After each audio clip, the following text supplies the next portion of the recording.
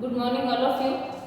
आज अपन chapter second का part 4 पढ़ रहे हैं और जिसके अंदर हम जो है लेखांकन की संकल्पनाएं या अवधारणाएं हम पढ़ रहे हैं, जिसके अंदर मैंने कहा था बहुत सी किताबों में आपको 13 मिल जाएगी, कहीं कहीं आपको 14 में मिल जाएगी। ठीक है, अपन इससे पहले 10 तक पढ़ चुके थे अपन और 11वां कुछ समझाया था मैंने जिस दिन अपनी लास्ट क्लास हुई थी उस दिन। तो देखिए हम क्या होती है लेखांकन की संकल्पनाएं, हमने कहा था कि सारे नियम वे सारे रूल रेगुलेशन जिसको हम फॉलो करते हुए क्या करते हैं, अकाउंटिंग को करते हैं। तो देखिए इसके अंदर नेक्स्ट है रूढ़िवादी की संकल्पना।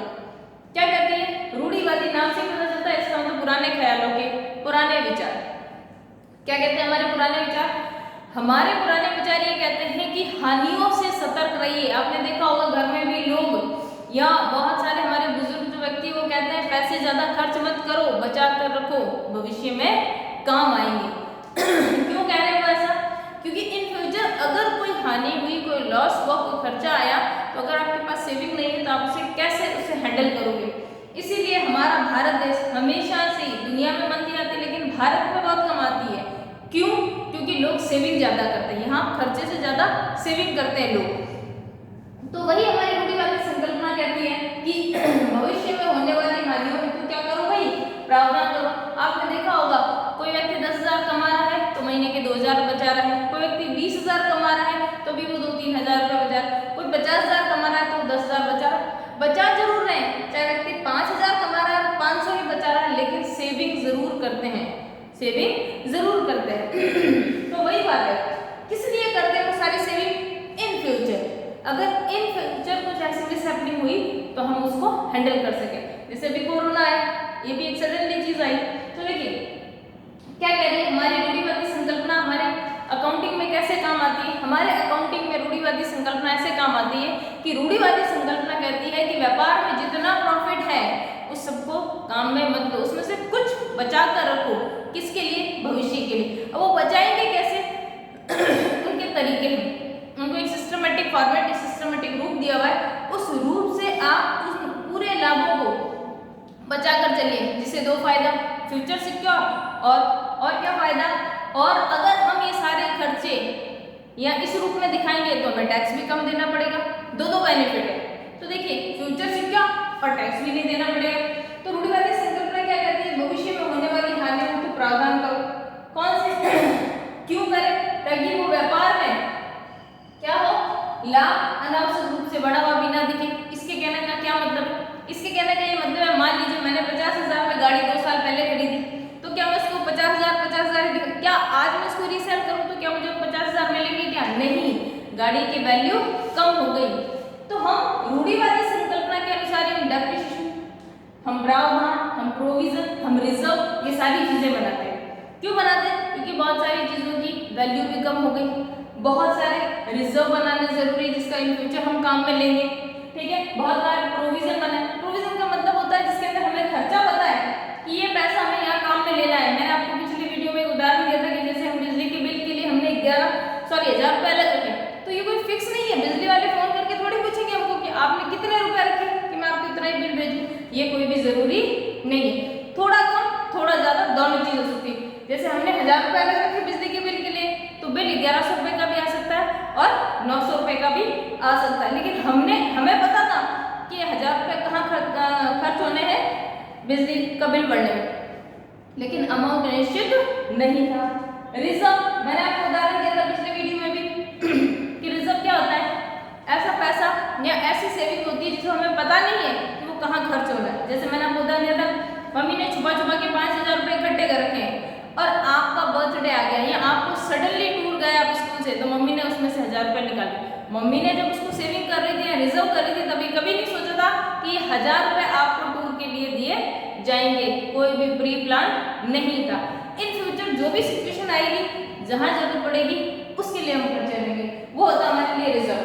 ठीक है, इसमें मद और राशि दोनों ही अनिश्चित होती है। इसमें मद निश्चित होती है कि पैसा कहाँ खर्च करना है, पर राशि निश्चित नहीं होती है। तो आपको समझ आया रूढ़िवादी संकल्पना के अंदर हम क्या बनाते हैं? संचय और प्रावधान। ठीक है, और ये क्यों बनाते हैं? ताकि हमारा लाभ भी बढ़ा हुआ ना दिखे। बहुत सारे ऐसे खर्चे, बहुत सारे प्रोविजन, जैसे मैंने कहा मैंने मान लीजिए 5 लाख रुपए का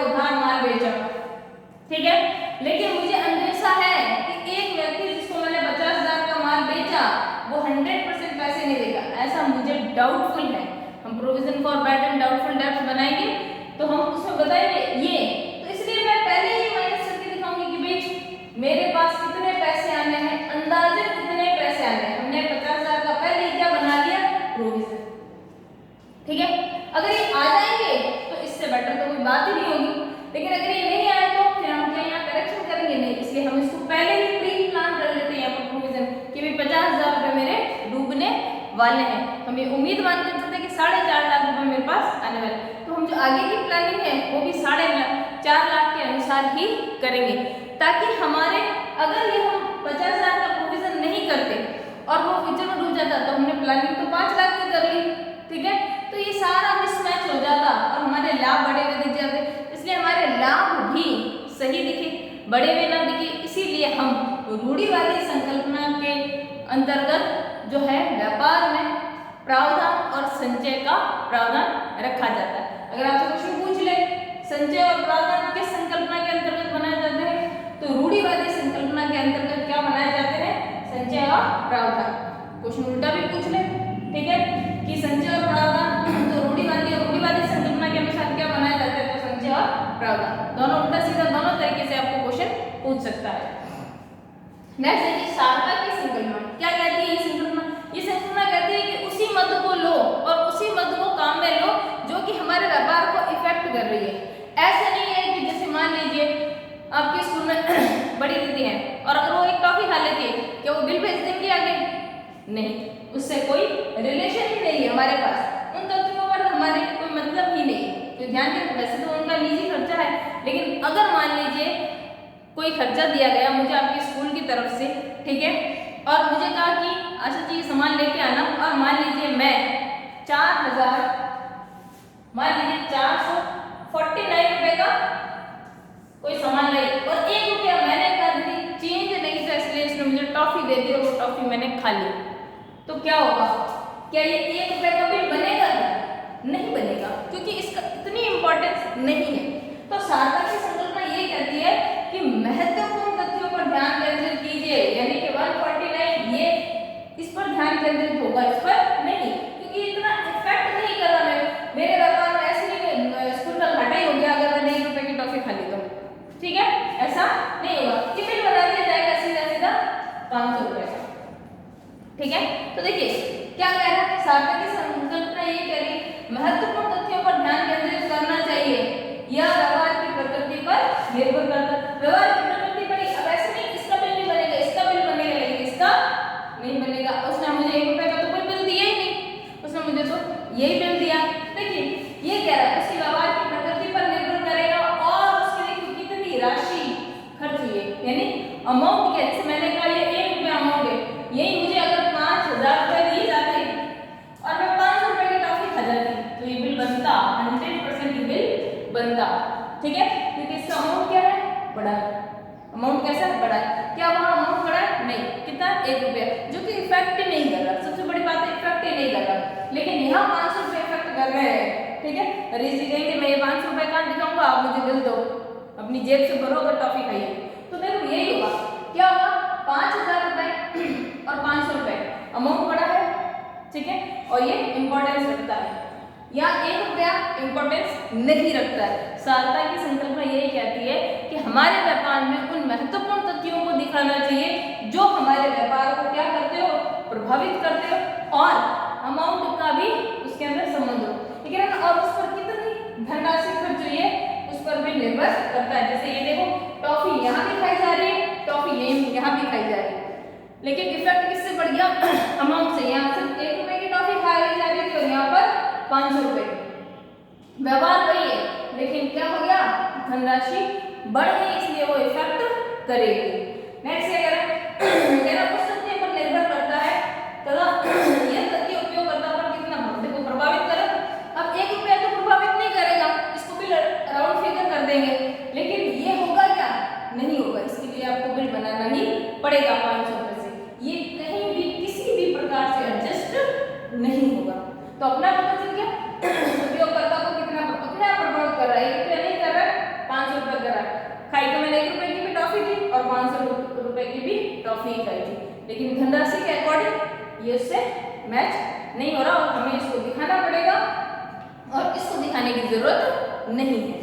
नेक्स्ट क्या कह रहे हैं देखिए क्या है तथा यह उपयोगकर्ता को कितना प्रभावित करता है। समझ में आ गई। सार्थकता की संकल्पना ये कहती है कि हमें उन्हीं व्यवहारों को लिखना चाहिए जो कि हमारे व्यापार को प्रभावित करे और हमारे व्यापार से संबंधित हो और उन पर कितनी धनराशि खर्च की गई हो और वो हमारे व्यापार को प्रभावित कर रहे हैं या नहीं, उसके अनुसार ही हमें उनका क्या करना चाहिए, व्यापार में लेखांकन करना चाहिए।